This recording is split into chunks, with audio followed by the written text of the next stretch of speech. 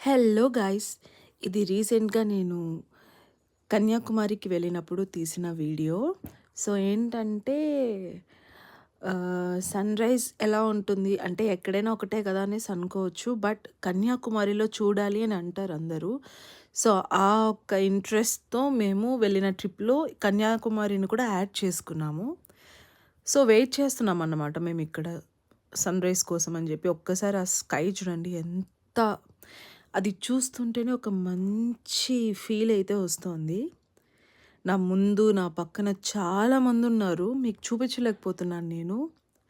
కానీ చాలామందున్నారు. బట్ మన మూమెంట్ మనం వేస్ట్ చేసుకోకూడదు అన్న ఒకే ఒక్క కారణం వల్ల నేను ఇంకా వాళ్ళని చూపించకూడదు అనుకున్నా. చూడండి, నా కెమెరా ముందు ఆయన సెల్ఫీ తీసుకుంటున్నాడు. Sorry, ignore the face. So, ఖచ్చితంగా మీరు ఒక్కసారి కన్యాకుమారికి వెళ్ళి సన్‌రైజ్‌ని ఇది ఎంజాయ్ చేసి అమ్మవారి దర్శనం చేసుకొని వచ్చారంటే ఒక మంచి ఫీల్ ఉంటుందని నా ఒపీనియన్. ఆ అలలు చూస్తుంటే ఒక ఒక ఒక రకమైన ఫీల్ అయితే వస్తుంది మన లోపల నుంచి. బట్ ఇది నిజంగా చాలా మంచిగా అనిపించింది నాకు ఈ ట్రిప్‌లో.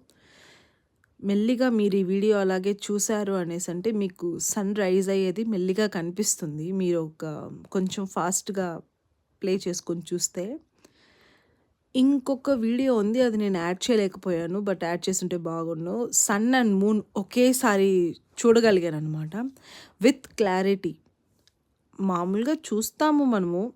కానీ ఆ రోజు నాకు అవన్నీ కొంచెం కొత్తగా అనిపించాయి. జూమ్ చేశాను. నా వల్ల అయినంత వరకు నేను జూమ్ చేశాను అబ్బా కనిపించడానికి. బట్ ఈ ట్రిప్‌లో అయితే ఎటు చూసినా సముద్రం, నార్మల్‌గా బీచ్, బీచ్, బీచ్ అని చాలా పిచ్చి నాకు బీచెస్ అంటే చూడాలి అని.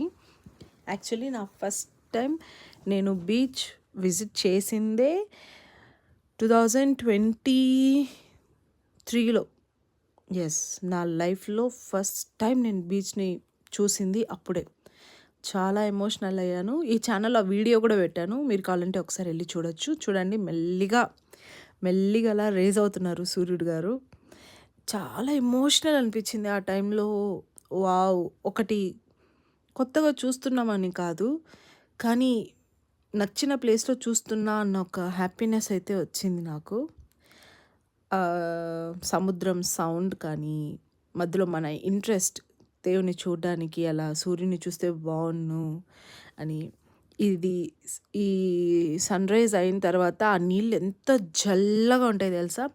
బట్ స్టిల్ మేము ఆ నీళ్ళల్లో మునిగాం. 3 మునకలేస్తానంటారు కదా! సముద్ర స్నానం. అది చేసుకొని కన్యాకుమారి దేవుని దర్శనం చేసేసుకున్నాం.